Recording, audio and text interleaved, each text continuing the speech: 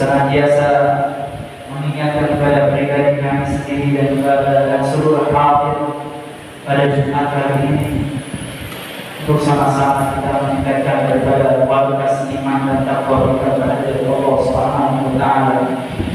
Karena ketahuilah ma'asyiral muslimin, begitu pentingnya wasiat takwa ini hingga di dalam syahadat sang khotib diwajibkan untuk senantiasa mengingatkan kepada kita setiap hari Jumat untuk sama-sama kita mempertahankan lebih meningkatkan daripada iman dan takwa kita kepada Allah Subhanahu wa taala.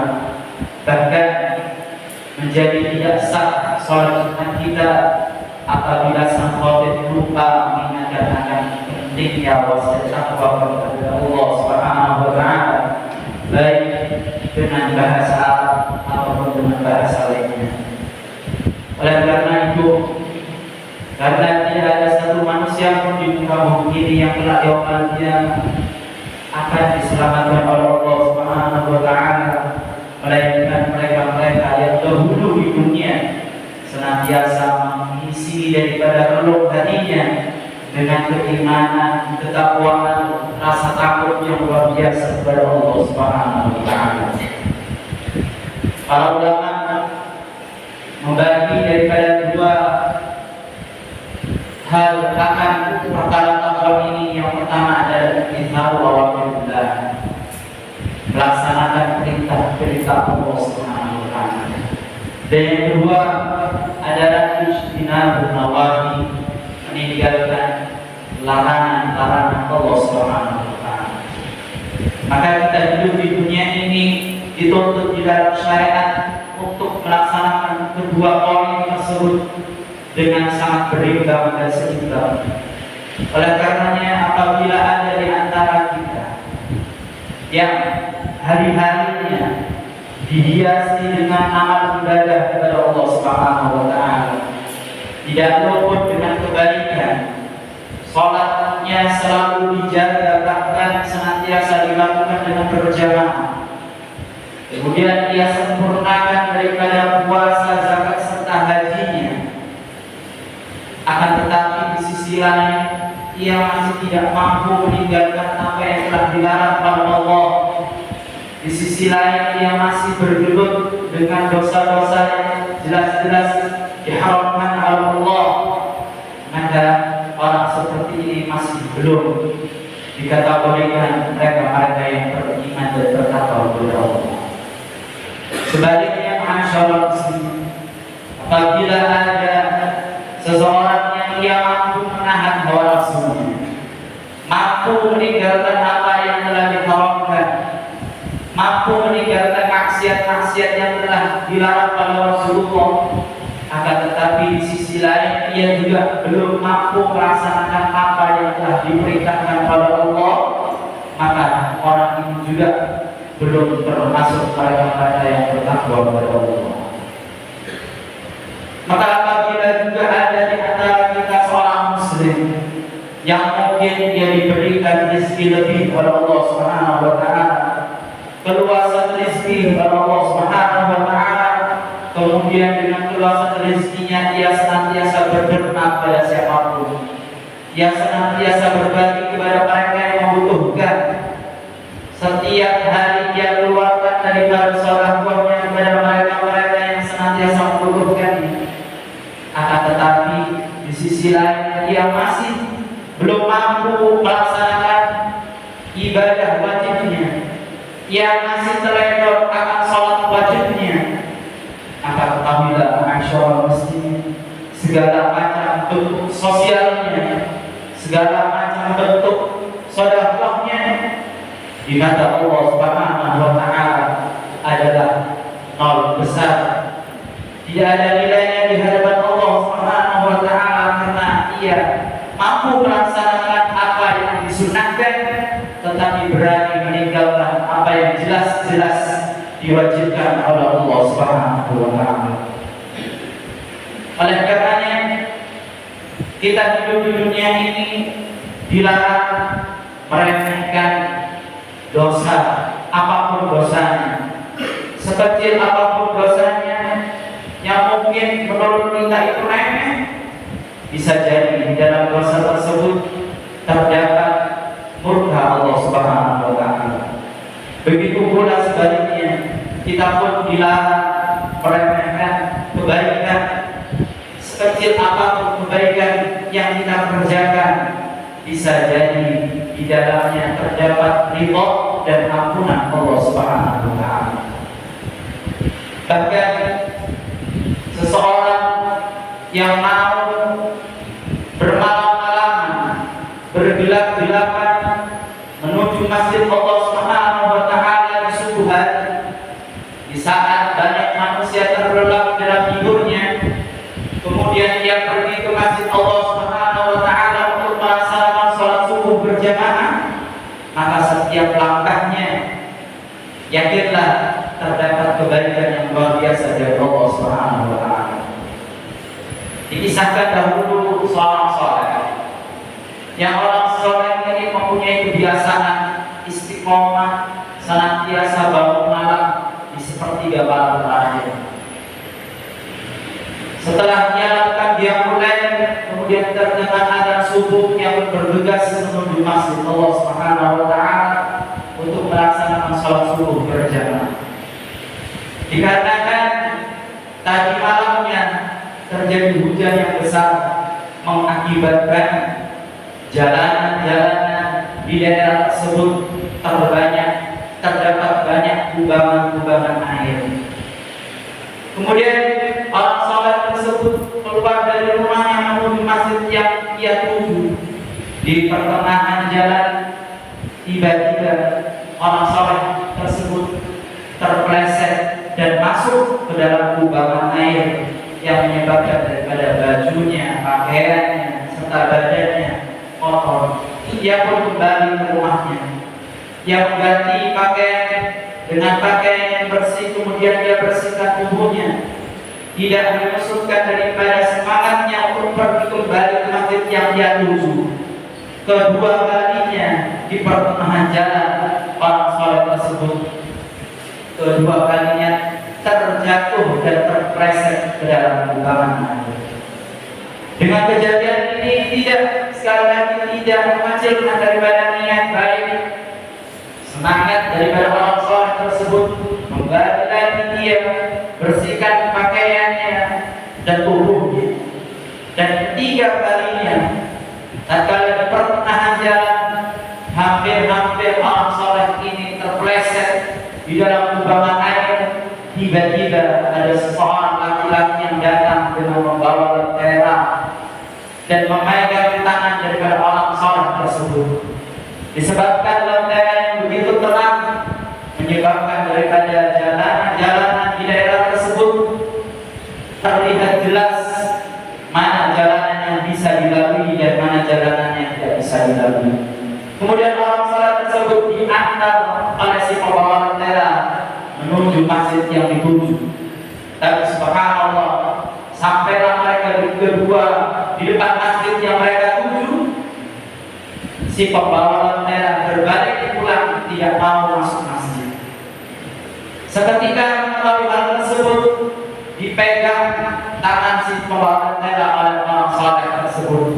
Dan subhanallah, dengan izin Allah Subhanahu wa taala, orang saleh ini mengetahui bahwasanya si pembawa lentera adalah iblis alaihi laknatullah yang sedang menjelma.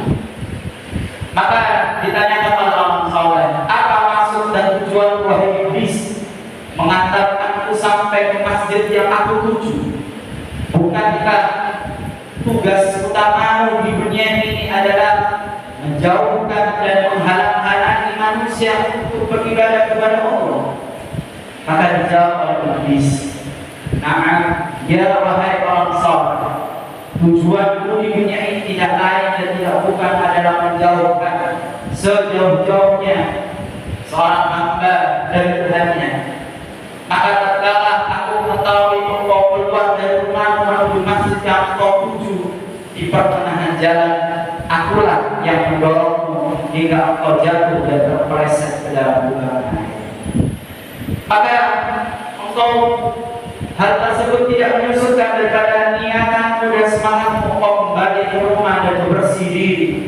Dikarenakan semangat yang luar biasa, maka Allah Subhanahu wa taala mengganjar daripada perbuatan tersebut dengan cara Allah taala menghapus dosa-dosa. Kedua kalinya aku tidak ridho melihat keadaan tersebut. Aku dorong kau kedua kalinya hingga kau terjerembab dan terpeleset ke dalam kubangan air untuk kedua kalinya. Hal itu pun tidak menyusutkan daripada niatan dan semangatmu hingga Allah Subhanahu wa taala saat itu bukan lagi menghapus dosa-dosamu, akan tetapi mengampuni dosa seluruh keluargamu. Maka untuk ketiga kalinya aku tidak ridho melihat hal tersebut. Tatkala engkau hampir saja jatuh, aku sengaja menolongmu dan mengantarkan kau ke masjid yang kau tuju.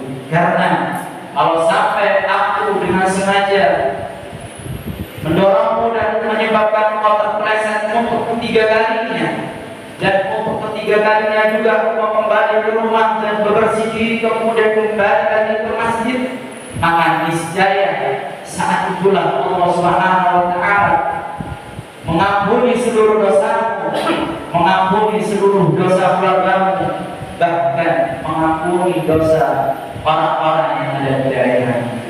Maka aku tidak rela Allah Subhanahu wa Ta'ala mengampuni manusia-manusia yang tertidur, terlelap dalam tidurnya hanya karena keberkahan kau, hanya karena apa yang telah kau perbuat.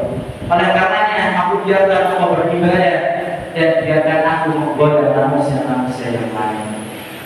Dari sini ma'asyiral muslimin, kita ketahui bahwasanya iblis ada di laknatullah begitu sangat getolnya menjerumuskan manusia-manusia ke dalam tugaran dosa dengan berbagai macam cara. Maka kita diperintahkan untuk memohon pertolongan kepada Allah Subhanahu wa Ta'ala agar kita mampu terlepas daripada berbagai macam cara tipu muslihat yang dilakukan oleh iblis alaihi laknatullah. Oleh karenanya Nabi sallallahu alaihi wasallam memberikan kabar gembira kepada orang-orang seperti ini. Basyiril asyaina yudhulami ilal masajid bin-nuri tami yaumil qiyamah. Kata Rasulullah, berikan kabar gembira kepada mereka-mereka yang mau keluar dari rumahnya di malam hari menuju masjid-masjid Allah Subhanahu wa Ta'ala. Kelak yaumil qiyamah orang-orang seperti ini akan diberikan cahaya yang sempurna dari Allah Subhanahu wa Ta'ala. Oleh karenanya kita memohon kepada Allah Subhanahu wa Ta'ala, mudah-mudahan dengan langkah kaki kita dari rumah kita masing-masing menuju masjid ini tidak ada yang tidak bukan untuk melaksanakan perintah Allah Subhanahu wa Ta'ala. Mudah-mudahan kala yaumil qiyamah kita pun diberikan cahaya tersebut oleh Allah Subhanahu wa Ta'ala dengan cahaya Rabbani yang Allah Ta'ala berikan kepada kita. Mudah-mudahan memudahkan langkah kaki kita menjalani apapun yang kita jalani di dunia ini, tidak lain dan tidak bukan mengharap Allah dan ampunan dari Allah Subhanahu wa Ta'ala. Amin ya rabbal alamin. A'udzu billahi minasyaitonir rajim. Bismillahirrahmanirrahim.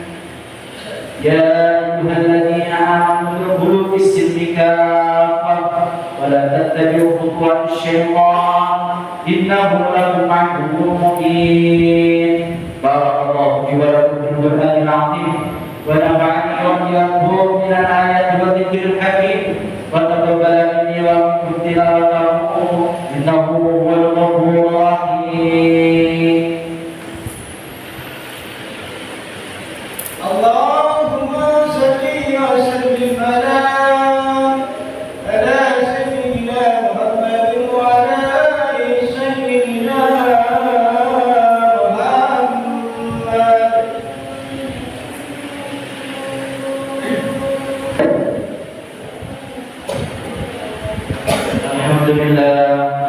Alhamdulillah rabbil alamin wa asyhadu anna sayyidina Muhammadan 'abduhu wa rasuluhu was-sadiqul amin.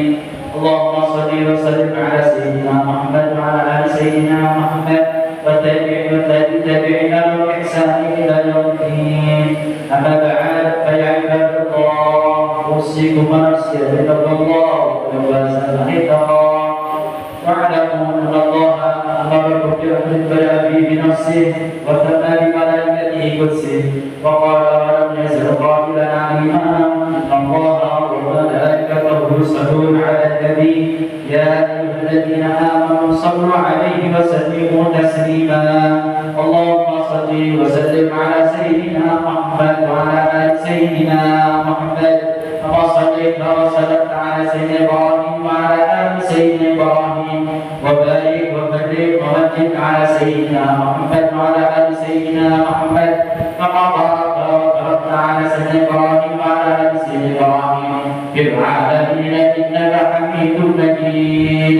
Allahumma ighfir lil muslimina wal muslimat والمحسنات المؤمنين والمؤمنات وألف بين قلوبهم وأصلح ذات بينهم وانصرنا على عدوك وعدوهم اللهم اغفر لنا ولإخواننا الذين سبقونا بالإيمان ولا تجعل في قلوبنا غلا للذين آمنوا ربنا إنك رؤوف رحيم ربنا آتنا في الدنيا حسنة وفي الآخرة حسنة وقنا عذاب النار. عباد الله إن الله يأمر بالعدل والإحسان وإيتاء ذي القربى وينهى عن الفحشاء والمنكر والبغي يعظكم لعلكم تذكرون واذكروا الله لعلكم يذكركم واشكروا على نعمه يزدكم ولذكر الله أعز وأكبر.